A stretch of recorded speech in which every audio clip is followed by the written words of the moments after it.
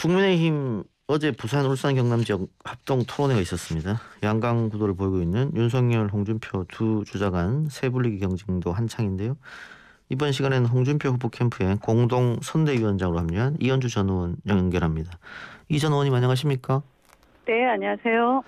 지방선거 후에 오랜만에 연락드리는 것 같은데. 예, 반갑습니다. 예. 네. 홍준표 캠프로 가셨더라고요. 이 이유가 궁금한데 한번 우선 들어보겠습니다. 네네네.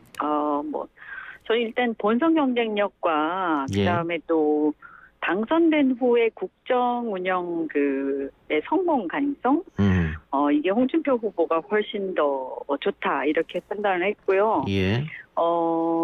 이제 요소 이유로는 우선 이 젊은 사람들 2040의 지지를 받는 사람이어야 한다. 그다음에 하방 리스크가 좀 없어야 한다. 예. 그리고 준비된 후보여야 한다. 그러니까 이제 국정 운영 준비가 윤석열 후보가 제가 지켜봤는데 좀 너무 안 되어 있는 것 같다. 이게 자기 철학이 정리가 안 되어 있는 것 같고 또 여러 가지 이제 국정 운영에 필요한 최소한의 어떤 공부, 또 경험, 정치력 이런 것들이 아직은 좀 더 필요하다. 그래도 마지막으로 이렇게 보면 사실은 이제 민주당에서 이렇게 나온 지 얼마 안 됐잖아요. 또 검찰총장에서 그만둔 지도 얼마 안 됐고요. 예. 그래서 이게 이제 검찰총장에서 나온 지 얼마 안 됐기 때문에 사실 아직까지는 검찰의 어떤 전형적인 그런 물이 아직 덜 빠졌다고 해야 되나요? 그리고 민주당에서 나온 지 민주당이 아니라 민주당, 그러니까 문재인 정권에서 그만둔 지 얼마 안 됐기 때문에 사실은 그런 업보가 좀 있어서 대통령으로서 국민 통합을 하기는 좀 부적절하다 이렇게 생각합니다. 그 의원님 이야기 들으니까는 수긍이 가는 점이 많은데. 네네. 그런데 왜 대다수의 전현직 의원들이 홍준표가 아닌 윤석열 캠프로 다 갔을까? 결국은 본선 경쟁력은 윤석열이 더 있지 않느냐 이런 판단이 있었지 않을까요? 아니요. 그분들은 초기에 가셨죠. 초기에. 그러니까 그때만 해도 사실은 좀 윤석열 후보가 굉장히 독보적이었죠. 솔직히 한 몇 달 전만 해도요. 그런데 이제 그 사이에 홍준표 후보가 굉장한 상승세를 보이면서 지금 이제 양강이 되었고 어떨 때는 사실 오늘 여론조사 데일리안에서 나온 것도 그렇고 이렇게 보면 1대1 구도에서 격차가 오히려 더 많이 벌어지는 것도 많이 나오거든요. 네네. 그런 것들을 보면 사실 본선 경쟁력 저는 여러 가지 리스크라든지 제가 쭉 말씀드린 걸 보더라도 지금은 사실은 우리가 윤석열 후보에 집착할 이유가 전혀 없다. 합리적으로 생각한다면. 네, 그렇게 생각합니다. 말씀하신 것처럼 여론 분석가들이나 선거 전문가들이 일반 국민 대상으로 여론조사에서는 홍준표가 앞선다. 다만 당내 민심은 아직 윤석열이 좀 앞서는 게 아니냐. 이런 진단을 좀 하거든요. 그 이유는 어디 있다고 보세요? 그럼 말씀하신 대로 의원들이나 당협위원장들이 초기에 줄을 많이 섰으니까 조직력이다. 그분들은 이제 그분들의 또 이해관계가 있잖아요. 일단 어쨌든 거기 줄을 섰으니까 거기가 이겨야 자신들의 또 이해관계 지켜진다 이런 것도 있는 거고요. 근데 다만 이제 결국에는 그런 당심도 이렇게 당협위원장이나 의원들의 이런 지시를 반드시 따라가지 않거든요. 여론에 수렴하는 경향이 있고 이제는 통제가 옛날처럼 이렇게 잘 되지 않습니다. 그래서 저는 당원들이 결국은 현명한 판단하실 거라고 봅니다. 오늘 최근에 계속해서 윤석열 후보가 일일 일망은 이런 이야기도 들었습니다만은 오늘 또 전두환 신공부를 옹호하는 듯한 발언을 해서 이건 여야 가릴 것 없이 다 비난하고 있더라고요. 이 발언 어떻게 보십니까? 저는 사실 누가 그 얘기하길래 안 믿었는데요. 농담하는 거였는데 굉장히 충격적이죠. 그래서 일단 이제 이분이 아까 제가 잠깐 말씀드렸습니다만 정치 철학이나 역사의식이 정리가 좀 안 돼 있는 것 같아요. 그래서 이 상태로는 곤란하지 않는 역사의식이 정리돼 있지 않은 상태로 어떻게 대통령 업무를 수행을 하느냐. 그랬을 때 여러 가지 무리가 일어날 것이다.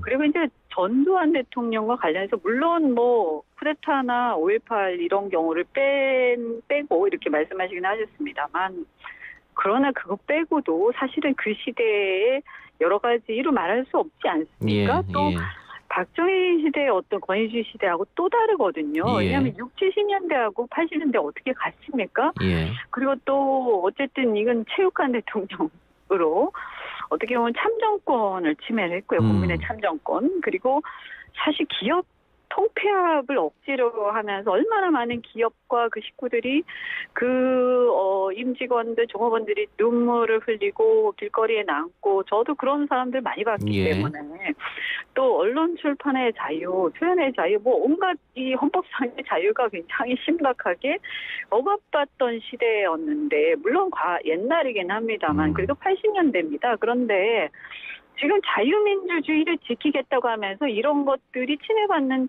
어떤 이런 것들을 좀 제대로 하지 않는 문재인 정권을 비판하고 있잖아요. 예.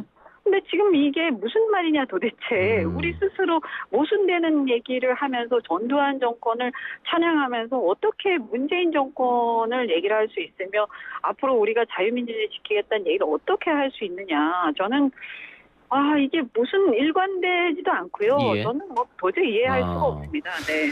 그 과거 국민의힘이 젊은 층에게 외면받는 정당, 호남에게 지지를 받지 못한 정당이었는데 최근 뭐 이준석 대표 체제에 들어서면서 젊은 층들 또 호남 분들도 조금씩 마음이 돌아서고 있다. 이런 진단이 많은데 지금 이 시점에서 윤석열 후보 이런 발언이 나와서 윤석열 후보뿐만이 아니고 국민의힘 전체에도 좀 악영향을 미치는 게 아니냐 이런 지적도 있습니다.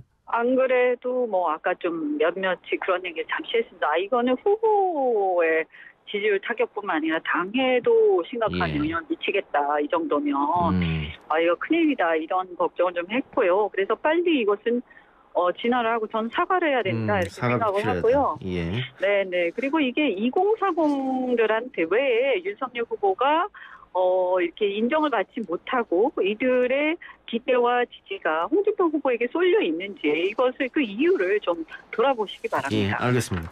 네, 그런데 윤석열 후보 말이죠. 뭐 2개월 정직 징계 처분 관련 1심 판결, 또 고발 사주 의혹 문제, 장모 문제, 뭐 또 아내 문제, 또 잇따른 말실수. 그럼에도 불구하고 어쨌든 지지율은 높단 말이죠. 이 이유는 어디 있을까요? 그것은 뭐 이제 1차적으로 보면 이재명 후보하고의 어떤 적대적 공생 관계, 뭐 그런 비슷한 구도가 초기에 형성이 됐기 때문에 거기에서 나오는 하방 영직성 같은 게 좀 있다. 그다음에 또 우리 이제 국민의힘 쪽에 이제 어르신들께서 초기에 윤석열 후보가 굉장히 잘 나갈 때 그때에 대한 어떤 기억, 여기에 대한 어떤 또 어떻게 탁 자르지 못하는 그런 게 있고 근데 사실 그 몇 달이 지난 후에 사실은 현실적인 대안으로서 홍준표 후보가 이미 부상을 했는데 여기에 대해서 이게 진짜 사실이 맞아? 정말 홍준표 후보가 여론에서도 오히려 앞서고 있어? 이것을 아직까지 실감하지 못하시는 거죠. 그래서 그걸 실감하게 해드려야 되는 문제가 있고요. 그다음에 또 하나는 아까 말씀드린 것처럼 이 적대적 공생관계, 그럼 적대적 공생관계라면 만약에 이렇게 되는 관계라고 한다면 그러면 이것이 얼마나 이게 대한민국 입장에서 굉장히 비극이냐. 그래서는 안 되는 거 아니냐. 그러면 이것은 여야를 떠나서 우리가 대안 후보를 만들어서 그 후보를 미는 게 맞다라고 설득을 해야 되는 거죠. 예. 네.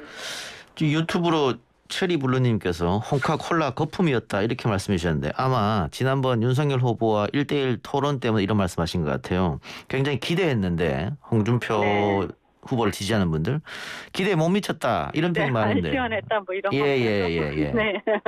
네. 아니 이번 사실은 죄송한 얘기긴 한데 사실은 그분이 워낙 이렇게 시원하게 잘하시잖아요. 그래서 캠프에서 다들 걱정을 했어요. 왜냐하면 지금 여론에서 앞서가고 사실은 준비된 후보, 국정 운영 준비가 제대로 돼 있고 이래서 지금 이런 상황에서 많은 국민들이 제가 이렇게 들어보면 물론 2040 같은 경우에는 홍할배 이래서 굉장히 좋아하시기도 하지만 또 연세를 어느 정도 드신 분들도 이제는 뭐 대안이 홍 후보 말고는 없지 않냐, 어쩔 수 없다 이런 분위기가 꽤 형성되고 있는데 거기서 만약에 막 의욕을 부리다가 실수라도 하는 경우에는 이거는 사실은 이 토론이라는 것은 윤석열 후보하고 누가 이기냐가 중요한 게 아니라 국민들한테 어떻게 보이느냐가 더 중요한 거지 않습니까? 그래서 우리는 좀 이렇게 맏형. 그래서 이게 이제는 국가 지도자로서 좀 이렇게 도덕적인 부분, 물론 이런 것을 따지고 또 꾸짖을 때 꾸짖고 그러나 좀 절제되게. 그래서 이렇게 후배를 갖다가 좀 절제되게 꾸짖는 그런 맏형의 모습 정도로만 문제를 삼아야지 이것을 도덕성을 문제 삼는다고 해가지고 막 이렇게 언쟁을 벌이는 이것은 좀 자제를 해달라고 저희가 부탁을 실신당부를 드렸습니다. 그 국민에게 비춰지는 이미지를 일단 생각하셨다는 것 같은데. 네. 그 뭐 이재명 후보도 사실은 그런 생각 때문에 경선 초기에 조금 삐끗했다. 사이다 모습을 못 보여줘서. 네. 캠프도 앞으로 어떻게 할 건지 고심이 좀 있을 것 같은데 좀 지켜보기도 하고요. 마지막으로요. 네네. 그 2030 남성들은 확실히 홍준표 후보를 지지하는 것 같은데. 네. 여성들은 아직 홍 후보한테 마음을 주지 않고 있다. 이거 준비를 좀 하셔야 되는 거 아닙니까? 저희 또 고민거리 중에 하나기도 하고요. 그러나 이제 좀 보면 이게 2040 남성의 표심이 여성으로 많이 또 확대되는 부분도 없잖아 있습니다. 이게 이렇게 어차피 같은 세대이기 때문에요. 그러나 이제 저희가 좀 더 노력을 하고 특히 본선 가면 더 심각하게 봐야 될 일이고요. 또 이런 부분들은 우리 후보만의 문제라기보다는 좀 국민의힘 전체의 문제이기도 합니다. 사실은요. 그래서 이런 부분과 관련해서 저희가 예컨대 이제 여성들의 어떤 요구사항들 또 니드 이런 게 어디에 있는지 또 이게 뭐 성폭행 문제 또 이렇게 그 안전의 문제 그다음에 또 여러 가지 복지의 문제 이런 것들을 비롯해서 많은 이제 좀 고려를 해야겠다 이렇게 생각을 하고 있습니다. 네. 근데 뭐 상대당은 이재명 후보가 정해졌으니까 네. 이재명 후보도 여성들한테는 표를 못 받고 있거든요. 네. 그러니까 뭐 국민의힘은 또 홍준표 캠프 준비를 잘하면 또 가능성이 충분히 있지 않나라는 생각 드네요. 네. 또 잘 보면 또 이렇게 뭐 저희가 호감을 끌 수 있는 부분도 만들 수 있을 것 같긴 합니다. 알겠습니다. 의원님 오늘 말씀 고맙습니다. 네, 감사합니다. 네, 지금까지 이현주 전 국민의힘 의원이었습니다.